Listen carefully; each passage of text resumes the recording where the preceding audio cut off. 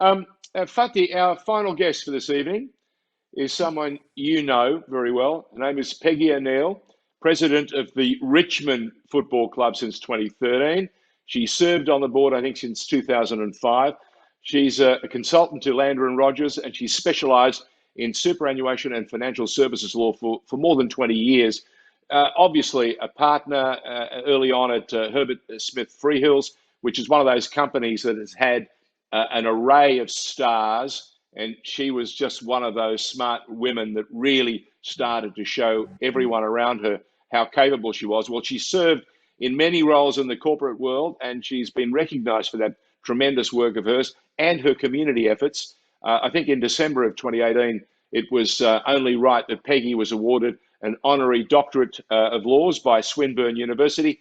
And it didn't end there. Her football club thought enough of her efforts that in 2019, they encouraged everyone around us to say, hey, listen, she needs to be made an officer rather of the Order of Australia. So let's welcome Peggy O'Neal AO. How are you, Peggy, and welcome?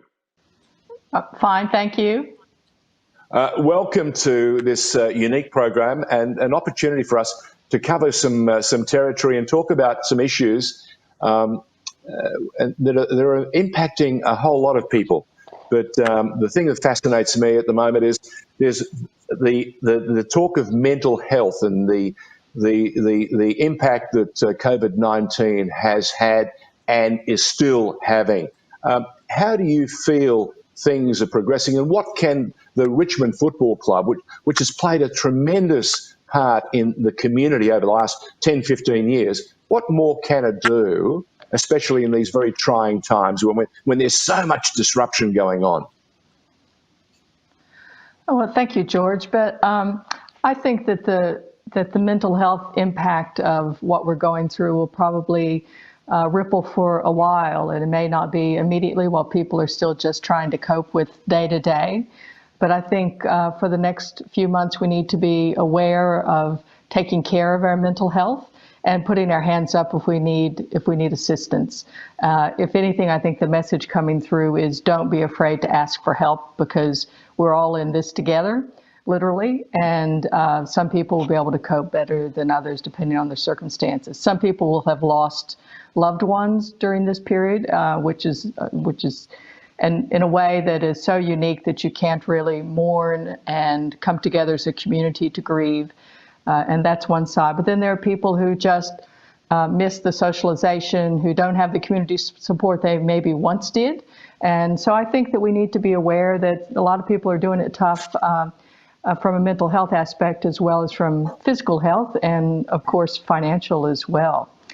But what role can Richmond play is, I think that sport generally is part of the fabric of the community. It's part of that support network that a lot of people have built up over time, whether it's community sports. Especially this most livable city of Melbourne.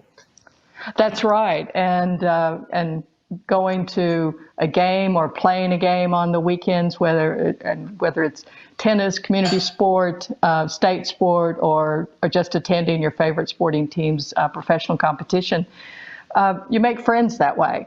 And you have that human interaction that goes a long way to making you feel like you're part of something. And at Richmond, we think we've stated our purpose to be connecting to thrive and win. And that connection part, it's not just the people who work at the club, it's with their 103,000 members we're lucky enough to have. And so we've made an effort to make them all feel like they're connected to us. But when you can't reinforce that with that contact that we're used to having and gathering at the MCG and cheering on our team together, and sometimes that's almost incidental, the game, to being around people that mean a lot to you or come to mean a lot to you over time. I get a lot of correspondence from families talking about how much they miss having this to do together. And in times where people have had losses, they remarked to me about the fun time they had as a family going to sporting competition. So I think that we need to keep that connection going with our members and supporters as best we can, making people realize that we still care about them, even if we aren't all attending a game together. And I think that we'll probably appreciate the value of sport more than ever because we know what it's like now to have it absent. I'm a huge. I'm sorry. I'm just going to say, just following up there. I'm a huge Yankees fan, and one of the things that the Yankees have done for years and years and years, they've instituted a thing called Hope Week, and where the players, the entire squad of players, and we're talking about players who are earning extraordinary salaries, get out there as one, representing the brand, but also representing their city and their boroughs. And that's been a fantastic thing. Have you considered doing something like that through these times? And I know there have been one or two examples, but maybe doing something more to the various communities, especially in this downtime when they're not playing. Well, yes, we have had quite a bit of engagement, and for example, today, one of our junior players has taken over the Instagram account, so we follow him for the day about what he's doing, and that's we a bit dangerous. Keep an eye on him. We have things on our website where players talk about what they've done that day. Some players are, training alone, most of them. We have another player who's driving across the Nullarbor from WA to get back here over the weekend, and he's got quite a few good stories about that. So I think that's the part about feeling that even though we're not seeing a game, we still know each other as people, and that we can still feel like we're part of the little bit that's going on from that team aspect. But then there's the whole community around people who worked at the club who aren't there anymore. And our CEO and our head of people have had town hall meetings with them, and people can call in and talk, and we do that once a week. And then there's smaller teams that get together, and the virtual Friday night drinks that used to all get together and have a beer in the boardroom. Now they do it that way. So I think it's just trying to maintain that connection. And the Yankees idea is a good one. It's aimed at the same thing, that we're still here for you. And the game is important, but you're more important. My second most important person is my wingman. And Fatih has been dying to come in and add his bit. So go for it, Fatih. Yeah, I was just going to follow on from the fact that this time is unprecedented, and we don't know what the effects of this are going to be going into the future in terms of finances, etc. And I know that you've appealed to your members. You've asked your members to let the club know if they are going through difficulties, if they're having issues paying for their membership. So how has that been going? Have there been a lot of people that have been contacting the club and explaining that they're facing some difficulties? No, there haven't been a lot, which is good news that people are doing it pretty well so far. We're still early into this. We have heard from a few people, and we've made arrangements with them, as we would in any year if people call, and because a lot of people are on installment plans. It's every month, a certain amount comes out of your on your credit card. And so if they call and say, we want to stop it, we've stopped it in the past. But the overwhelming majority of members that we've heard from have said they want to stay the course if they can.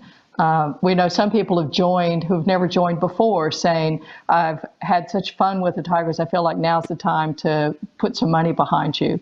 We've had some people give us additional contributions just because. So we have a really loyal Tiger Army out there, and we feel for those members who would otherwise want to be with us but are in a terrible financial circumstance right now. And we're happy to take their phone calls and to work with them on doing something to alleviate that financial stress. We're talking to Peggy O'Neal, the club president of the Richmond Football Club, on Ramadan Conversations. And Fatih was going to do a little follow-up that I just clipped him on. So go for it, Fatih. Peggy, I was just going to say, with that Tiger Army, we know that Richmond is renowned for its work in the community, especially diverse communities. So I was wondering if you could touch a bit more about the importance, or what did you find through Richmond, the importance about reaching out to those communities, and how is that facilitated? Well, we thought that diverse communities was really just a basic business critical thing we needed to do. We wanted everybody who had any interest in football to be behind the Richmond Football Club. we also realized that the face of Australia is a diverse face. There are lots of people from many countries, and I myself am an immigrant. And I know that finding a team makes you feel like you belong, and it makes you find a place in this community more quickly than if you're left to your own devices. And that's that great support that comes from having a common cause or enjoying doing something together. And we recently have put together a diversity and inclusion action plan, and that's sort of the way that it's being implemented. We've had a reconciliation action plan with the Indigenous community for many years, and we thought we need to put a framework around what we intend to do and then follow up and measure ourselves on doing with diversity and inclusion action plan. And that's really what's guiding our operations right now. Of course, in the current circumstances, that's had to go in abeyance for a little while, but we're committed to, as soon as we can all get back to work together and see our way forward, is that still part of our strategic plan to keep that going. And I think that that what we want to be known for is not words, but actions, and that we actually have authentically want this to happen. And I know that from the people from different cultural and religious backgrounds that we have at the football club, it just makes the club such a better place to work. And I think that gives us an insight into what the various communities are interested in and how we might deliver on that.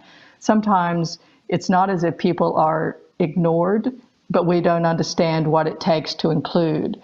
And so the more people we have in the organization who understand what it takes to include people who might feel marginalized, the better off we all are. And it's just been a very enriching experience for us.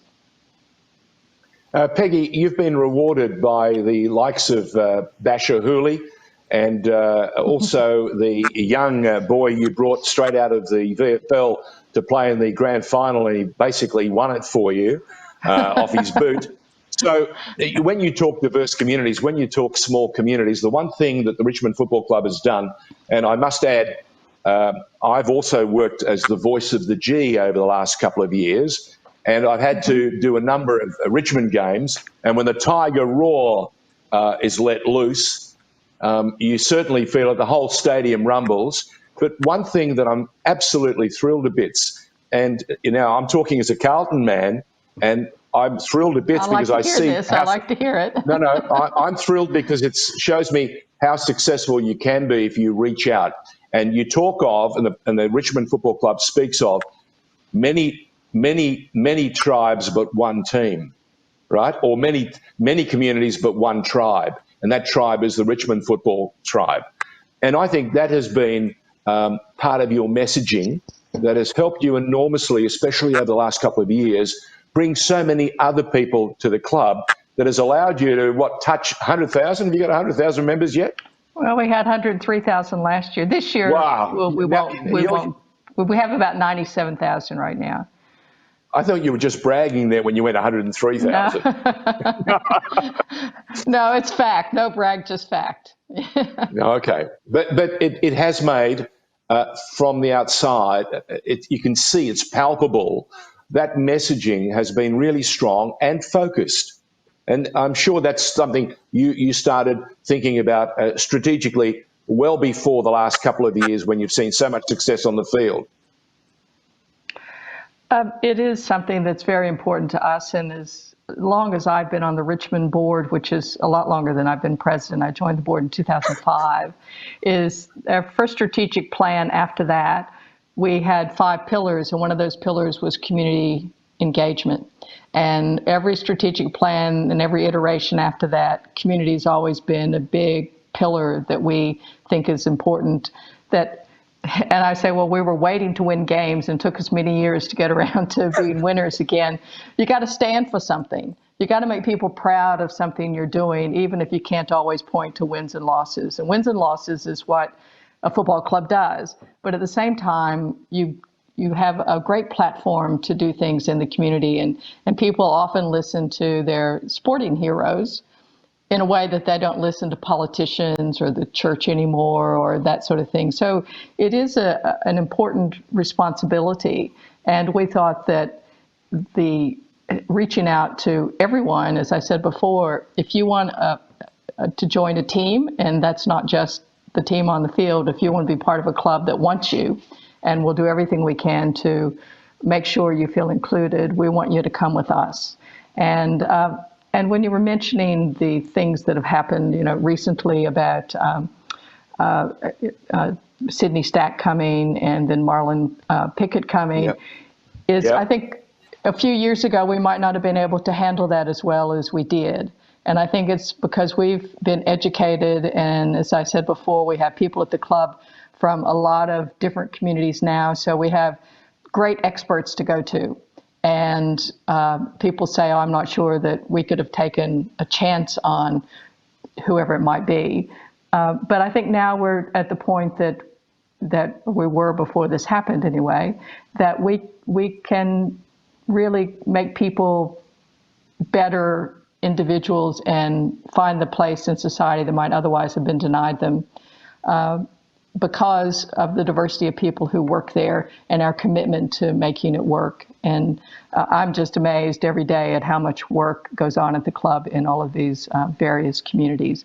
And I think our fans do tell us, for example, our national charity partner is the Alana Madeline Foundation. We play a game every year that's the Alana Madeline Foundation round.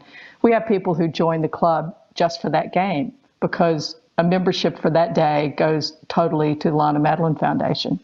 And so you see that cause strikes a chord with people where football might not, but that cause does. And at the same time, we get to raise a lot of money for Alana Madeline. So that's part of who we are too. And I think the messaging is we want to do as much good as we can with the platform that we have. Well, Leslie Podesta is a big part of the Alana Madeline setup, and also she's a huge Richmond woman, loves the club, loves the work that you do, and of course, even that commentary is even more poignant when you consider we had a recent opportunity to remember that dark day in Tasmania that saw Alana Madeline, and we named the foundation after them. It's a fantastic amount of work the club does, and Fatih and I were talking just before you came on about another great character who has been more than a warrior. He's been an ambassador. We're talking about young Bashir Hooley, and I can say young because I'm a whole lot older than he is, but he is probably an elder statesman now at the club. But tell us what does he mean to you as the president to have people of that caliber? And you have a lot more people, but you know what I'm talking about. Well, I look back and think how lucky were we that Bashir Hooley came over to the Richmond Football Club when he did. He's an exceptional footballer. He saves his best for grand finals, as we found out. But he's really an exceptional person. He's just a national treasure as far as I'm concerned. And his patience, his willing to educate us, he's got a position of responsibility that he takes very seriously. We love being able to support what he is doing, and his Bashir Hooley Foundation is going to be housed at Punt Road, and that's already underway. So we hope his playing days go on for a while, but after they're done, the work of that foundation is still going to continue, and we're so pleased that it's going to be part of us for a very long time. But Bashir is a tremendous person. I haven't been fishing with him, but he says he catches big fish too.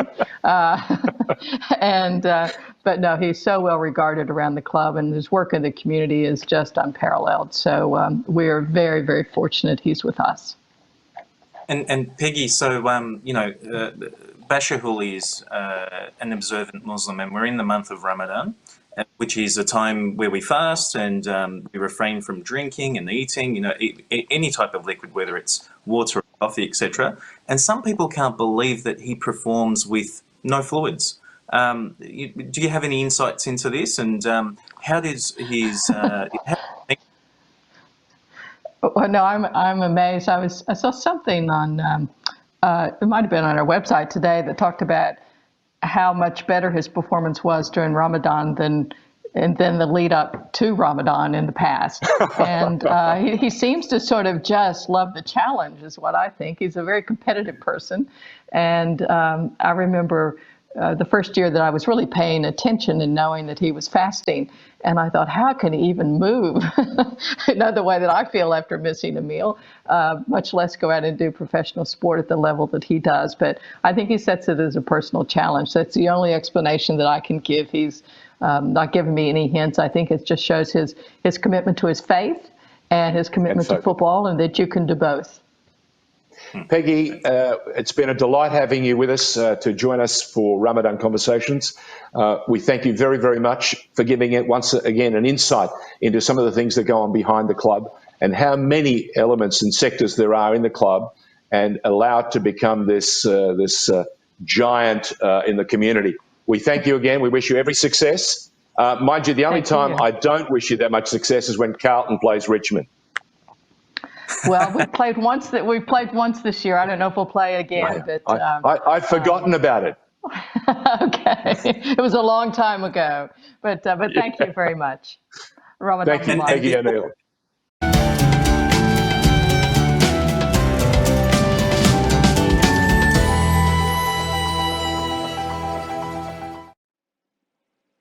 How good is Peggy O'Neal, Fatih?